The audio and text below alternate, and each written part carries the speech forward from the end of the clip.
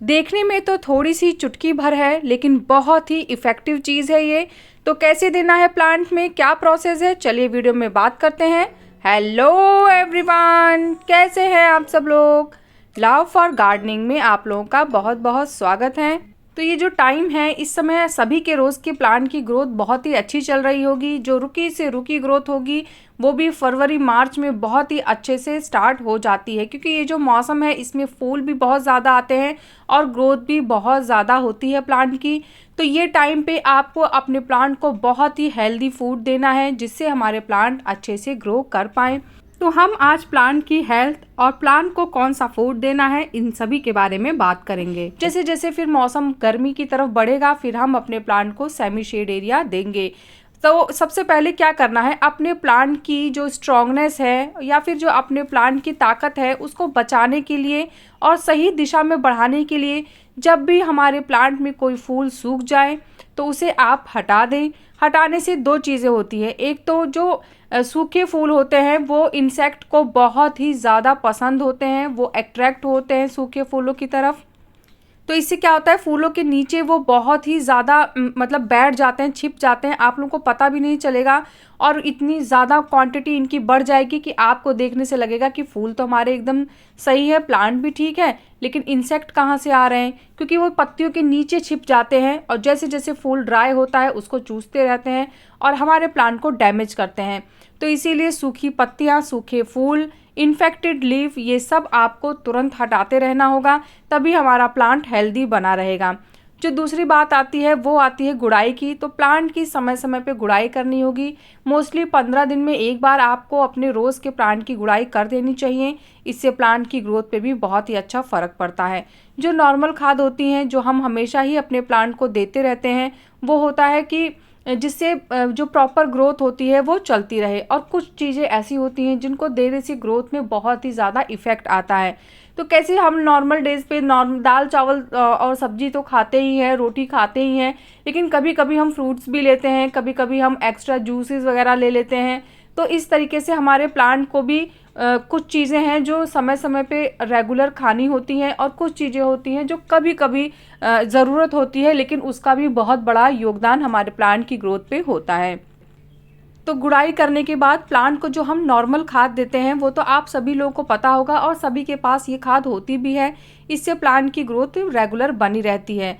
तो ये है जो वो है वर्मी कंपोस्ट। तो वर्मी कंपोस्ट तो आपको हमेशा 15 से 20 दिन में या महीने में एक बार तो दे ही देना चाहिए। तो मैं वर्मी कंपोस्ट महीने में एक बार देती हूँ और जो सरसों की खली होती है वो भी। तो 15 दिन में मैं सरसों की खली देती हूँ और 15 दिन बाद मैं वर्मी कंपोस्ट दे देती हूँ। तो इस तरीके से महीने में एक बार वर्मी कंपोस्ट मेरे प्लांट में जाता है और एक बार सरसों की खली जाती है। तो इसके बाद मैंने जो डाला है ये नीम की खली है। ये महीने में एक ही बार आपको देना होता है। इसको आपको 15-20 दिन पे रिपीट करने की ज़रूरत नहीं है। महीने में एक बार आप 1 से 1.5 चम्मच अपने प्लांट को दे सकते हैं। अगर प्लांट बड़ा है तो 2 चम्मच भी दे सकते हैं, अगर छोटा है तो 1 चम्मच काफ़ी है। इसको मिला के और नॉर्मल मिट्टी में मिक्स कर देना है। उसके बाद हमें अपने प्लांट में वाटर कर देना है।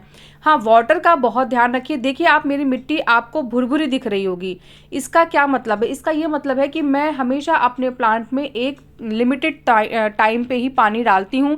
जब मुझे लगता है कि मेरे प्लांट की जो मिट्टी है वो 1 से 1.5 इंच की ड्राई हो गई होगी, तभी मैं अपने प्लांट में वाटर देती हूँ।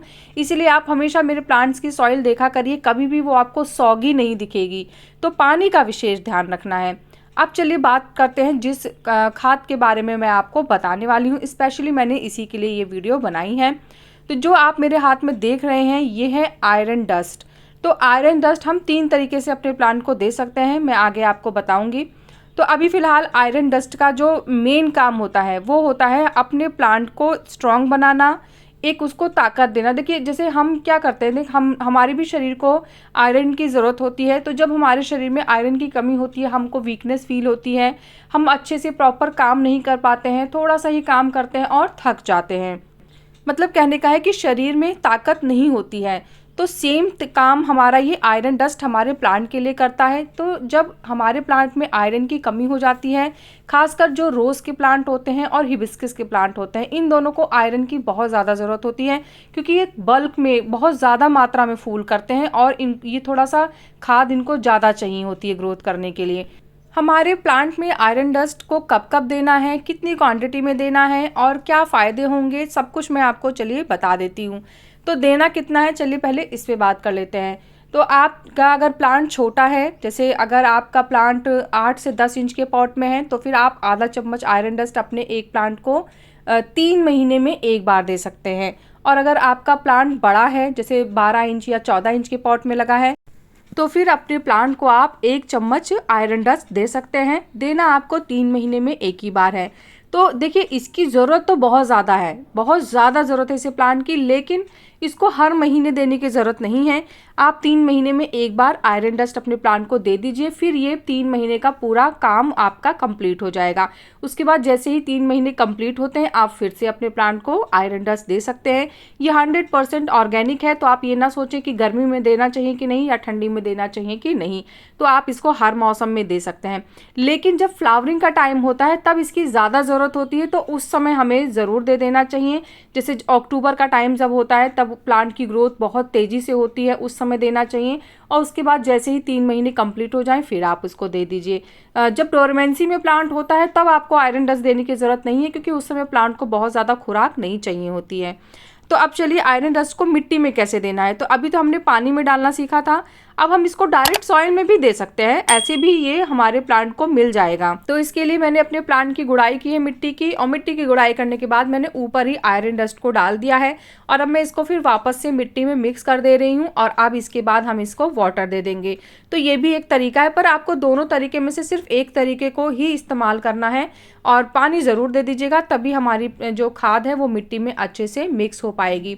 हाँ, एक चीज़ मैं आपको और बता देती हूँ। जैसे क्या होता है कि रोज़ जो होता है, चाहे वो देसी हो चाहे वो इंग्लिश रोज़ हो, आप दोनों में इसे दे सकते हैं। मतलब ऐसा नहीं कि आप सिर्फ इंग्लिश रोज़ में ही दें, क्योंकि देसी रोज़ भी बहुत अच्छी फ्लावरिंग करता है, तो उसको अगर आप आयरन डस्ट देंगे तो उससे उसकी भी बहुत ही बढ़िया ग्रोथ होगी।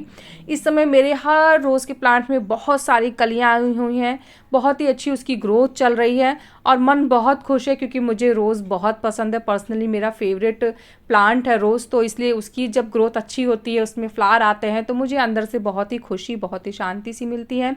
हाँ, इंसेक्टिसाइड का स्प्रे ज़रूर करते रहिएगा, क्योंकि इसी समय इंसेक्ट की भी बहुत प्रॉब्लम आती है, तो समय समय पे इंसेक्टिसाइड स्प्रे करते रहिए। अगर आप कोई भी खाद खरीदना चाहते हैं, आपको ऑनलाइन लेना है, तो मैंने डिस्क्रिप्शन बॉक्स में अमेज़ॉन गार्डनिंग स्टोर का लिंक दे रखा है, वहाँ से आप खाद खरीद सकते हैं। तो सारी डिटेल, सारी जानकारी बता दी है मैंने। उसके बाद भी कोई क्वेश्चन कन्फ्यूज़न होगा तो आप कमेंट करिएगा, मैं कमेंट में आपके क्वेश्चन का ज़रूर रिप्लाई करूँगी। कैसा लगा मेरा आज का वीडियो, मुझे ज़रूर बताइएगा। अगर आपको वीडियो पसंद आया है तो वीडियो को लाइक करिएगा, चैनल को सब्सक्राइब करिएगा, और प्लांट से रिलेटेड अगर कोई भी क्वेश्चन आपके माइंड में है तो आप कमेंट के थ्रू मुझसे बात कर सकते हैं। मिलते हैं फिर नेक्स्ट वीडियो में, तब तक के लिए बाय, टेक केयर।